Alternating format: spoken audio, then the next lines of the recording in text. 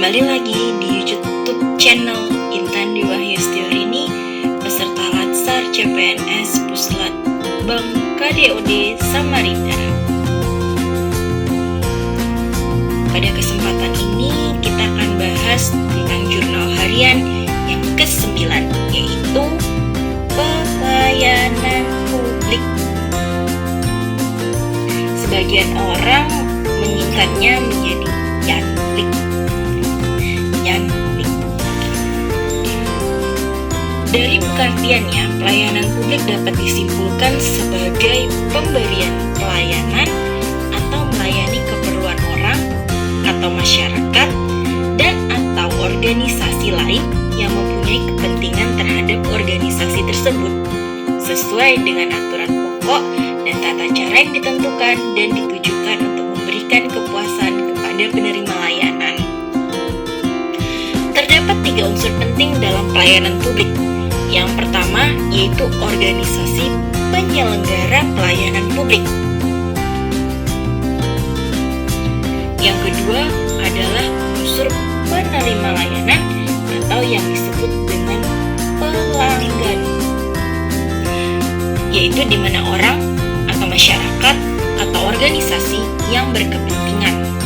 Dan unsur yang terakhir adalah kepuasan yang diberikan atau diterima oleh penerima layanan. Dalam hal ini adalah pelanggan yang sudah saya sebutkan tadi. Selanjutnya kita masuk ke prinsip. Yang pertama adalah prinsip partisipatif.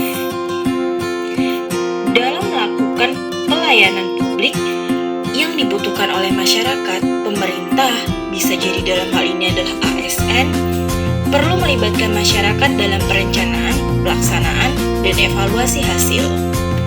Yang kedua adalah transparan. Transparan merupakan bentuk dari penyelenggaraan layanan yang menyediakan akses bagi warga negara untuk mengetahui segala hal yang terkait dengan pelayanan tersebut, seperti persyaratan, prosedur, biaya, dan sejenisnya. Masyarakat juga harus diberi akses yang sebesar-besarnya untuk mempertanyakan dan menyampaikan pengaduan apabila mereka tidak puas dengan pelayanan publik yang diselenggarakan oleh pemerintah. Ketiga, itu adalah responsif.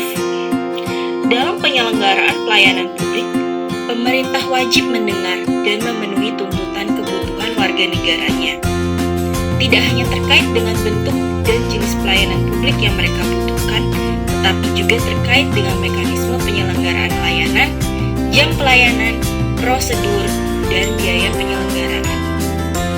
Sebagai klien masyarakat, birokrasi wajib mendengarkan aspirasi dan keinginan yang menduduki posisi sebagai agen.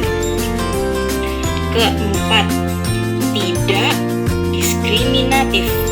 Maka pemerintah selaku pelayan tidak boleh membedakan antara satu warga dengan warga yang lain atas perbedaan identitas negara, seperti status sosial, pandangan politik, entitas, agama, profesi, jenis kelamin, atau orientasi seksual, difabel, dan sejenisnya.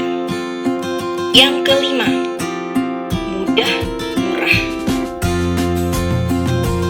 Bagi warga atau masyarakat dalam hal ini, maka pelayanan yang baik termasuk pelayanan yang mudah dan murah. Artinya adalah persyaratan untuk pembayaran itu tidak memberatkan masyarakat, termasuk untuk mencari keuntungan yang untuk memenuhi mandat konstitusi tersebut.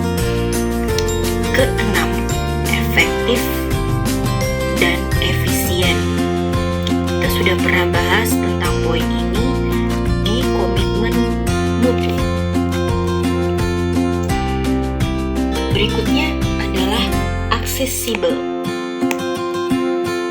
Aksesibel itu adalah pelayanan tersebut dapat dijangkau oleh warga negara yang membutuhkannya dalam arti fisik, misalnya dekat, terjangkau dengan kendaraan publik, mudah dilihat, dan gampang ditemukan. Selain itu, pelayanan publik juga harus dapat dijangkau dalam arti non-fisik, seperti biaya dan persyaratan yang harus dipenuhi tidak mempersulit masyarakat untuk mendapatkannya.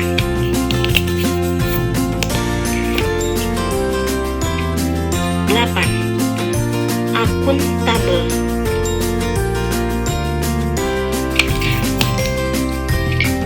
Penyelenggaraan pelayanan publik dilakukan dengan menggunakan fasilitas dan sumber daya manusia yang dibiayai oleh warga negara melalui pajak yang mereka bayarkan. Oleh karena itu, semua bentuk penyelenggaraan pelayanan publik harus dapat dipertanggungjawabkan secara terbuka kepada masyarakat. Yang terakhir adalah adil atau berkeadilan, di mana tujuan yang paling penting adalah melindungi warga negara dan praktik buruk yang dilakukan oleh warga negara lainnya, sehingga bentuk pelayanan publik harus dapat dijadikan alat pelindung kelompok rentan dan mampu menghadirkan rasa keadilan bagi kelompok yang lemah. Demikian video singkat saya tentang pelayanan publik. Semoga bermanfaat dan sampai bertemu di video selanjutnya.